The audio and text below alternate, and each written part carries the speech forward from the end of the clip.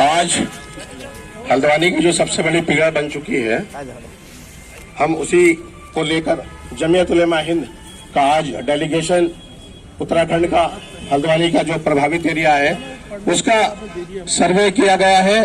और आज आपको ज्ञापन के माध्यम से हम महामहिम राष्ट्रपति महोदया को जो यहाँ की पीड़ा है और जो इसमें बेहतर से बेहतर हो सकता है उसके लिए निवेदन कर रहे हैं। मैं आपके समक्ष ये ज्ञापन पढ़ने जा रहा हूँ, कृपया ध्यान दीजिए और इसको हमारे सही तरीके से सरकार को पहुंचाएं। सेवा में महामहिम राष्ट्रपति महोदया, भारत सरकार, नई दिल्ली। श्रीमान जिलाधिकारी महोदय ऑब्लिक्स नगर मजिस्ट्रेट महोदया, जिला नैनीताल।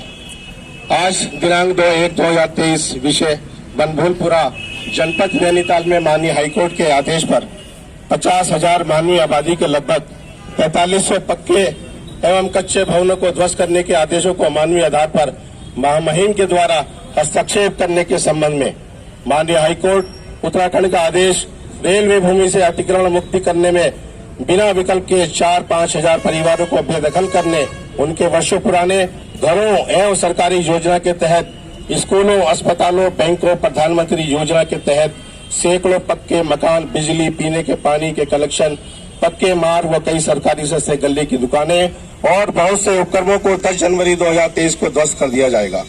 बिना किसी विकल्प के मानवीय आधार को नजरअंदाज करके जो विश्व का सबसे बड़ा मानवाधिकार संरक्षण और समानता के उद्देश्यों के सिद्धांतों का समावेशी दुनिया के सबसे बड़े लोकतंत्र का शर्मनाक उल्लंघन होगा। मामले में महामहिम राष्ट्रपति महोदया से गुजारिश है कि दखल देकर मानवाधिकार की हिफाजत में माननीय सुप्रीम कोर्ट को निर्देशित विकल्पों की तलाश के बाद ही हल निकाला जाए।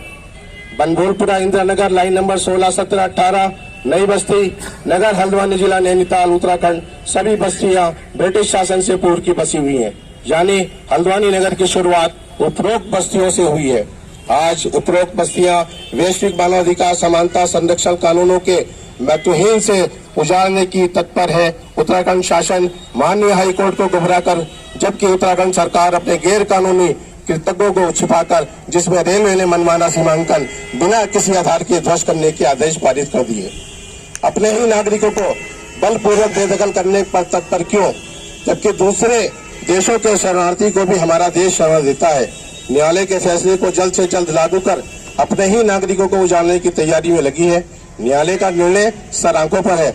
अतिक्रमण को हटाने के लिए सरकार करोड़ों का बजट खर्च करने पर को तत्पर है, लेकिन इनको बसाने के लिए सरकार का ऐसा कोई महत्वपूर्ण निर्णय अभी तक दिखाई नहीं दिया है।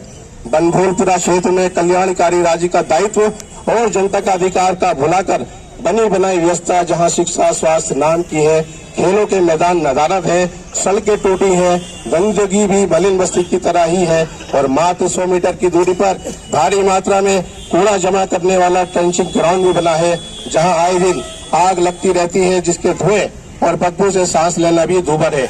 ऐसी व्यवस्था में भी उपरोक्त जनता बेबसी में शांति से निवास करने को मजबूर है।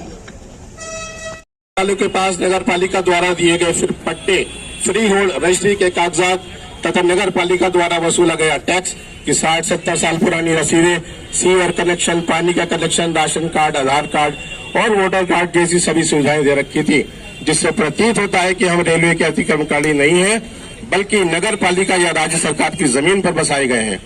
रेलवे द्वारा किए जा रहे मानसिक उत्पीड़न सहने के बावजूद यहाँ की जनता शांति बनाए रखे हुए है, भारतीय संविधान के भरोसे आस लगाए हुए है, जिसे पूरा भरोसा है कि माननीय उच्चतम न्यायालय से अवश्य ही न्याय मिलेगा।